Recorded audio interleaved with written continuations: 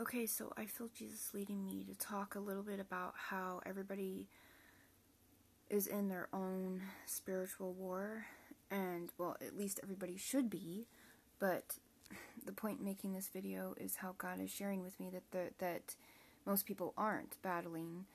They're not in the war as they should be for their situation. Just depends on what it is. Everybody's living situation is different, and God's commands for people are different, even though his commands are the same. I just mean, like, his direction and guidance is completely different for people, you know? I mean, everybody just has their own story and whatever they're going through. So I just wanted to encourage you to seek Jesus, because if you're not in the battle every day, if you're not praying and asking God what he wants you to be doing with your time and how he wants you to be spending your day, then you're not in the battle. And the whole point is to get in the battle, and you do that by going to God and getting sensitive to, like, his voice, like getting familiar with his voice. And even though, like, God's people are continually growing and learning as they walk with their God, you know, he's still, like, mysterious to me, even though I've been close to Jesus now for, like, 12 years. His ways are so much deeper and wider, and just his ways are not man's ways. So, like, that just should give people that much more of a reason to seek him, because his ways are so unique and so deep and so powerful, and his ways always affect everybody around you. You know, he's always looking out for your best interest, but he's also looking out for others around you, like, in how they should be walking. So, like, God will have people walk in a certain way that is also going to be affecting other people around them and teaching them things.